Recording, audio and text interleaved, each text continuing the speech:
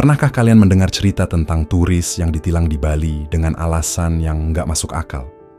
Bagaimana kalau ternyata turis itu bukan orang sembarangan? Gimana jadinya kalau polisi korup malah kena batunya? Assalamualaikum warahmatullahi wabarakatuh. Halo sahabat, Novelia Story. Selamat datang di kisah penuh emosi dan ketegangan kali ini. Jangan lupa subscribe, ketik sholawat di kolom komentar, dan tulis dari kota mana kalian menonton. Siapkan camilan, karena cerita ini bakal bikin darah kalian naik turun. Siang itu di Bali, udara terasa seperti bara api yang menggantung di langit.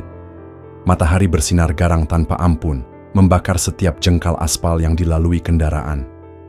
Suara deru motor dan klakson bersahut-sahutan, menciptakan simfoni khas jalanan kawasan wisata yang selalu ramai. Di tepi jalan yang teduh di bawah bayangan pohon kelapa, seorang polisi bernama Tony berdiri dengan sikap santai, tangan bertumpu pada pinggangnya yang sedikit buncit karena terlalu lama menikmati uang haram dari hasil tilang damai. Mata sipitnya bergerak liar mencari target yang tepat. Tony bukan polisi biasa. Dia sudah bertahun-tahun menjalankan modus ini, menghentikan turis asing dengan dalih pelanggaran lalu lintas, lalu meminta uang damai agar mereka tidak perlu berurusan dengan hukum. Kebanyakan turis tidak mengerti aturan lalu lintas di Indonesia, dan itu menjadi keuntungan besar bagi Tony. Dengan seragam yang sudah sedikit memudar karena terlalu sering dipakai tanpa benar-benar bekerja, Tony menyeringai melihat mangsa berikutnya. Seorang pria bule dengan motor sewaan yang melaju santai di depannya. Ini dia, batinnya penuh kegembiraan licik. Motor itu melaju dengan kecepatan normal, tidak ada tanda-tanda melanggar aturan. Tapi bagi Tony, itu tidak penting. Ia melangkah ke depan dan mengangkat tangan, memberikan isyarat agar pengendara itu berhenti. Debu jalanan yang tersapu roda motor beterbangan di sekitar sepatu botnya yang sudah mulai berdebu. "Stop! Turun dari motor!" serunya, menggunakan nada otoritatif yang biasa ia pakai untuk menekan mental turis-turis yang ketakutan. Pria itu, turis bule berusia sekitar 40-an, mengangkat alisnya di balik kacamata hitam yang mahal. Ia tidak langsung turun, justru menatap Tony dengan sorot mata yang tajam. Ada sesuatu dalam cara dia memandang yang berbeda dari turis kebanyakan. Biasanya, yang lain akan panik, tergagap, dan langsung mencari cara agar bisa menyelesaikan masalah tanpa perlu berurusan dengan polisi. Tapi pria ini tidak ada tanda-tanda ketakutan. "Ada masalah?" tanyanya dalam bahasa Inggris yang jelas, nadanya tegas dan penuh percaya diri. Tony tetap menjaga wibawanya. "Kamu melanggar aturan lalu lintas. Saya butuh melihat SIM dan surat kendaraan," katanya, mencoba meniru nada resmi seperti yang ia gunakan di hadapan atasannya. Padahal ini cuma bagian dari permainannya. Pria itu mengangkat bahu, turun dari motor, dengan gerakan santai, lalu membuka ransel kecilnya. Tangannya yang kekar menarik dompet dari dalam, lalu mengeluarkan SIM internasional serta surat motor sewaan. Ia menyerahkannya tanpa sedikit pun ragu. Tony mengambilnya, berpura-pura meneliti dokumen itu dengan saksama, lalu mengernyitkan dahi, seolah menemukan sesuatu yang salah. Ini ada masalah," katanya sambil mengetuk-ngetukkan jari ke SIM itu. Padahal ia sendiri tidak tahu letak kesalahannya. Pria itu menyilangkan tangan di dadanya, masih tanpa ekspresi panik. "Apa masalahnya?" Tony menatapnya lama, berusaha mencari-cari alasan yang masuk akal. Lalu, seperti biasa, ia memainkan kartu andalannya. "Ini tidak sesuai dengan aturan di sini. Kalau kamu mau, kita bisa selesaikan di kantor polisi, atau langsung di sini saja. Lebih cepat dan tidak ribet." Pria itu mendengus pelan, seolah sudah bisa membaca pola permainan ini. Ia menunduk sedikit, melihat ke arah Tony dengan intensitas yang mulai membuat polisi itu tidak nyaman. Udara yang sebelumnya hanya panas kini terasa lebih menyesakkan. Orang-orang di sekitar mulai memperlambat langkah. Ada yang melirik dengan penasaran, dan beberapa bahkan mulai mengangkat ponsel mereka secara diam-diam untuk merekam. "Berapa?" tanya pria itu akhirnya, nadanya datar, seperti orang yang sudah muak dengan situasi ini. Tony menyeringai dalam hati. Ini bagian favoritnya, saat turis menyerah dan menuruti permainannya. Ia mendekat sedikit, menurunkan suara agar tidak terlalu terdengar oleh orang-orang di sekitar. 1 juta rupiah, Atau kita jalan ke kantor polisi, lebih repot buat kamu, katanya dengan nada penuh kepastian. Biasanya, di titik ini, turis akan mengeluh sedikit, menggerutu dalam bahasa mereka sendiri, lalu akhirnya mengeluarkan uang dari dompet. Tapi pria ini berbeda. Ia tidak langsung menjawab, hanya mengangkat satu alis, seolah sedang mempertimbangkan sesuatu. Tony mulai merasa ada yang aneh. Tiba-tiba, pria itu memasukkan tangannya ke dalam jaketnya dan mengeluarkan sebuah dompet hitam kecil. Ia membukanya, dan sinar matahari yang panas memantul pada sesuatu yang berkilauan di dalamnya. Tony sempat menyipitkan mata, mencoba melihat lebih jelas. Begitu ia menyadari apa yang sedang dipegang pria itu, wajahnya langsung pucat. Sebuah lencana emas dengan tulisan tegas di permukaannya. Central Intelligence Agency. Sekelilingnya hening seketika. Orang-orang yang merekam terdiam. Sebagian dari mereka saling berbisik dengan penuh keterkejutan. Bahkan rekan Tony yang baru tiba untuk melihat apa yang terjadi ikut membeku di tempat. Pria itu menatap Tony dengan tatapan tajam, seolah menusuk langsung ke dalam jiwanya. Lalu, dengan suara yang tidak terlalu keras, namun begitu dingin dan berbahaya, ia berkata, "Aku agen CIA, dan sekarang aku baru saja mengalami pemerasan oleh seorang polisi korup di Bali." Tony merasa dadanya sesak. Keringat dingin mengalir di pelipisnya, bercampur dengan udara panas yang semakin menyesakkan. Napasnya tercekat, otaknya mencoba mencari cara untuk keluar dari situasi ini. Tapi untuk pertama kalinya dalam hidupnya, ia benar-benar kehabisan akal. Tony menelan ludah. Lencana emas itu bersinar di bawah sinar matahari, memantulkan kilau yang seolah menikam ke dalam matanya. Di sekelilingnya, suasana mendadak berubah drastis. Para pejalan kaki yang tadi hanya menatap sekilas kini benar-benar memperhatikan. Beberapa dari mereka mulai berbisik satu sama lain. Ponsel mereka masih terangkat, merekam detik-detik yang bisa menjadi viral dalam hitungan menit. Tony merasa jantungnya berdetak lebih cepat. CIA, ini pasti bercanda, pikirnya. Tapi wajah pria itu tidak menunjukkan tanda-tanda lelucon. Tatapannya tetap tajam, rahangnya mengeras, seakan siap menembus kebohongan atau gertakan apapun yang coba Tony lontarkan. Rekan Tony, seorang polisi, muda yang baru datang karena melihat keributan, juga tampak kebingungan. Ia memiringkan kepala, mencoba melihat lencana itu lebih dekat. "Ton, ini beneran CIA?" bisiknya pelan, nyaris tidak terdengar. Tony tidak menjawab. Pikirannya berkecamuk, mencoba mengolah situasi. Jika ini benar-benar agen CIA, maka nasibnya bisa hancur dalam hitungan detik. Tapi, jika ini hanya pria asing yang sok berlagak, maka dia tidak boleh kalah mental. Maka, dengan sisa keberanian yang ia punya, Tony mendengus dan melipat tangan di dadanya. "Halah, siapapun bisa bikin lencana kayak gitu," katanya dengan suara yang lebih keras dari yang seharusnya, seakan bukan hanya meyakinkan orang lain, tapi juga dirinya sendiri. Pria itu, James, tidak bereaksi berlebihan. Tidak ada kemarahan, tidak ada ledakan emosi. Sebaliknya, dia tersenyum tipis. Senyum yang justru terasa jauh lebih menakutkan dibandingkan umpatan atau teriakan. "Begitu?" katanya pelan, suaranya rendah, tapi penuh ancaman yang terselubung. "Kalau begitu, kenapa kita tidak pergi ke kantor polisi dan membuktikannya?" Tony merasakan dingin di tengkuknya. Ini tidak seperti yang ia bayangkan. Biasanya, turis yang ia hadapi akan panik, mencoba menawar denda, dan akhirnya menyerah dengan uang yang ia minta. Tapi pria ini, dia justru menantang kerumunan di sekitar semakin ramai. Tony tahu, dalam situasi seperti ini, dia harus bertindak cepat. Dia tidak boleh kehilangan kendali.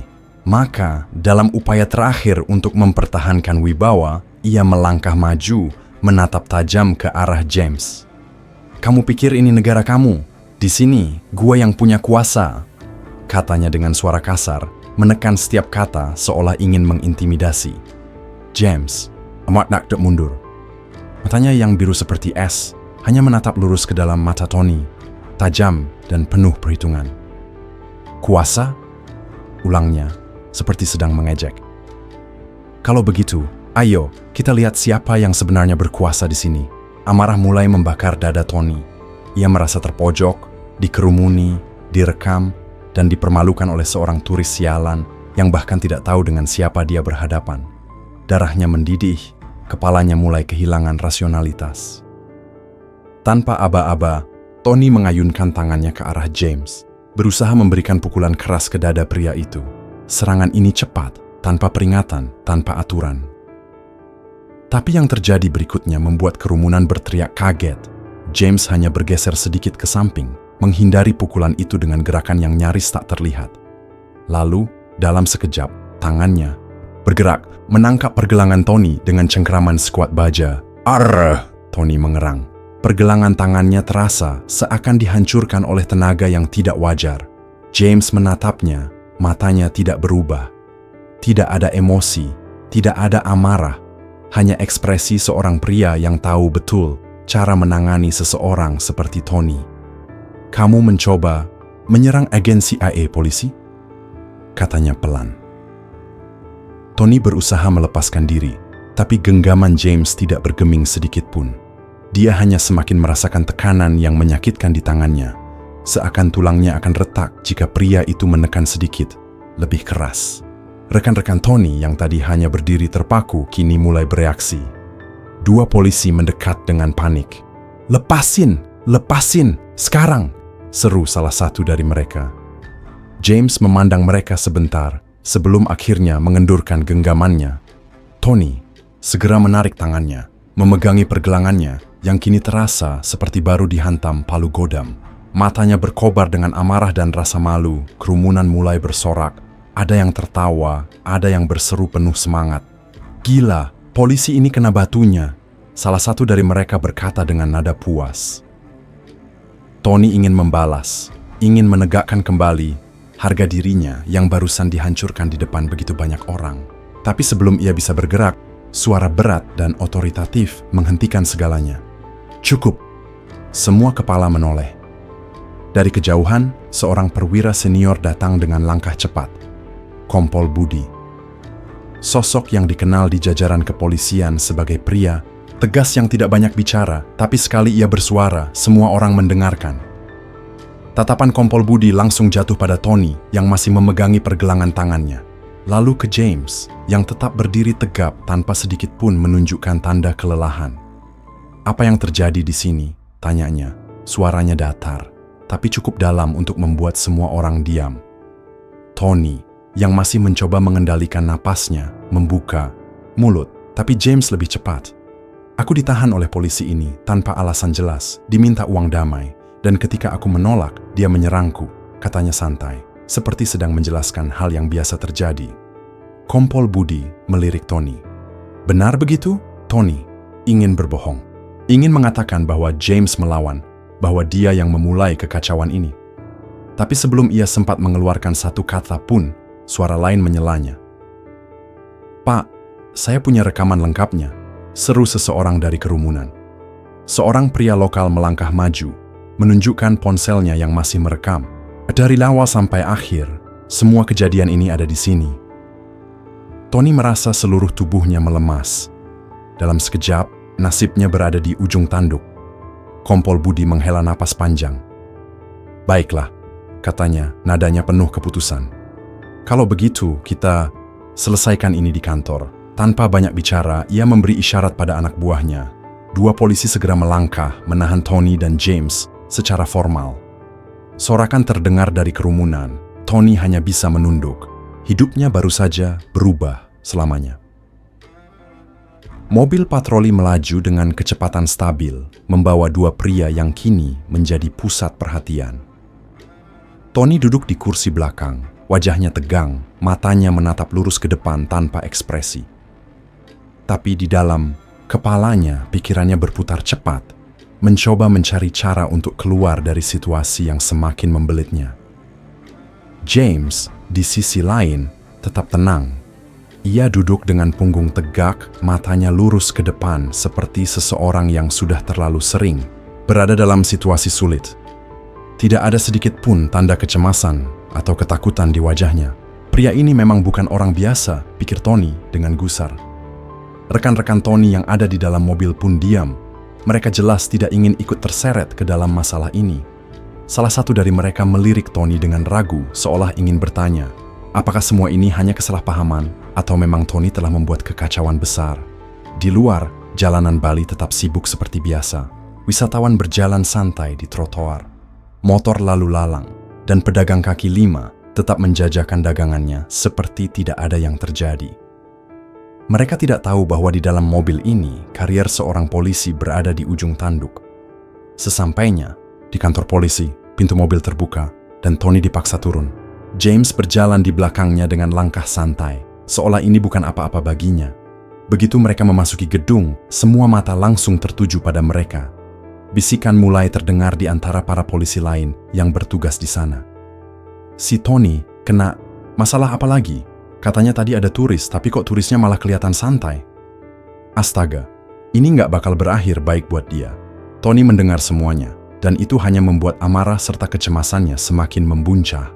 Di dalam ruang interogasi, suasana semakin panas. Tony duduk di kursi dengan tangan mengepal di atas meja. Wajahnya menegang, rahangnya mengeras. Di hadapannya, Kompol Budi berdiri dengan tangan terlipat di dada, matanya menatap Tony tanpa ekspresi. James duduk di sebelahnya, tenang seperti biasanya. Ia melirik sekilas ke jam tangannya, lalu menarik napas santai. Kompol Budi membuka mulutnya pertama kali. Oke, gua mau dengar dari lo langsung, Ton. Apa yang sebenarnya terjadi? Tony menghela napas, mencoba menenangkan pikirannya. Pak, saya hanya melakukan tugas saya. Pria ini saya hentikan karena ada dugaan pelanggaran lalu lintas. Saya minta surat-suratnya dan tiba-tiba dia malah menuduh saya melakukan pemerasan. Kompol Budi menyipitkan mata. Jadi lo nggak minta uang darinya? Tony merasakan keringat dingin mengalir di punggungnya. Ia tahu kalau jawabannya salah, situasi akan semakin memburuk. Saya hanya menawarkan solusi, Pak, supaya dia nggak perlu repot-repot ke kantor polisi. James tertawa kecil. Solusi? $100 untuk tidak dibawa ke kantor polisi? Katanya dengan nada mengejek. Kompol Budi melirik James, lalu kembali menatap Tony. Gue kasih kesempatan terakhir buat jujur, Ton. Ada rekaman kejadian tadi dari beberapa saksi. Gue bisa putar sekarang juga, atau lo bisa ngomong terus terang. Tony terdiam. Ia tahu, jika bukti rekaman diputar, semuanya akan berakhir. Sial, tanpa perlu menunggu jawaban dari Tony, seorang petugas membawa ponsel yang sudah berisi rekaman kejadian. Kompol Budi mengambilnya, menekan tombol play, dan seketika suara Tony terdengar jelas di ruangan itu. $1 juta. Atau kita jalan ke kantor polisi. Lebih repot buat kamu. Ini tidak sesuai aturan di sini. Kalau kamu mau, kita bisa selesaikan di kantor polisi, atau langsung di sini saja, lebih cepat dan tidak ribet. Rekaman itu terus berjalan, memperdengarkan bagaimana Tony mencoba menekan James untuk membayar di tempat, lalu berujung pada usahanya untuk menyerang pria itu. Semua bukti sudah ada, tidak ada cara lagi untuk menghindar. Tony menunduk. Keringat semakin membasahi pelipisnya. Tangannya mengepal di atas meja, mencoba menahan rasa malu dan marah yang mendidih di dalam dirinya. Kompol Budi menghela napas panjang. Gua nggak percaya ini, Ton. Lo udah bertahun-tahun di kepolisian, dan masih aja main begini. James hanya menyeringai, bersandar santai di kursinya. Saya bisa membuat ini lebih besar, Pak. Saya bisa kirim bukti ini ke kedutaan, ke media, atau bahkan ke otoritas di Amerika. Saya yakin mereka akan sangat tertarik mendengar bagaimana seorang agen CIA hampir diperas oleh polisi di Bali. Tony mendongak, wajahnya berubah pucat. Jika itu terjadi, karirnya bukan hanya selesai, hidupnya juga akan hancur. Kompol Budi mengetuk jarinya ke meja beberapa kali, berpikir dalam-dalam. Lalu, dengan suara yang berat, ia berkata, Tony, lo nggak bakal gue pecat. Tapi lo juga nggak bakal bisa bertugas di jalan lagi. Tony menegang. Maksudnya, Pak? Kompol Budi menatapnya tajam. Mulai besok lo gue demosiin. Dipindahkan ke kantor di daerah terpencil, jauh dari sini. Lo cuman akan kerja administratif. Nggak ada lagi main di jalanan, nggak ada lagi interaksi langsung dengan publik. Lo nggak akan punya kesempatan kayak gini lagi. Tony merasa dunia di sekelilingnya runtuh. Semua yang selama ini ia bangun, semua uang tambahan yang biasa ia dapatkan dengan mudah, semuanya lenyap dalam sekejap. Pak, tolong pertimbangkan lagi. Suaranya hampir seperti bisikan, penuh dengan putus asa. Kompol Budi menggeleng. Lo harus tanggung jawab atas perbuatan lo. Gua nggak bisa nutup mata. James mengangguk kecil, tampak puas dengan keputusan itu. Bagus, katanya. Sekarang saya bisa menikmati liburan saya tanpa gangguan. Berita ini cepat menyebar. Dalam hitungan jam, media sosial dipenuhi dengan video kejadian di jalan tadi. Netizen beramai-ramai mengomentari kasus ini. Polisi kena batunya, kena mental. Lawan agen CIA, gini nih kalau salah pilih korban, harusnya dipecat sekalian. Tony hanya bisa membaca semua itu dari layar ponselnya di malam harinya.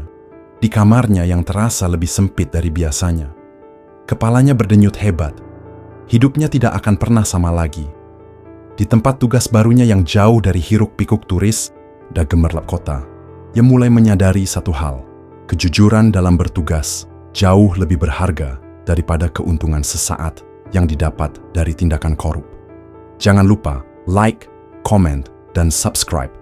Tulis solawat di kolom komentar dan dari kota mana kalian menonton. Sampai jumpa di cerita Novelia Story selanjutnya.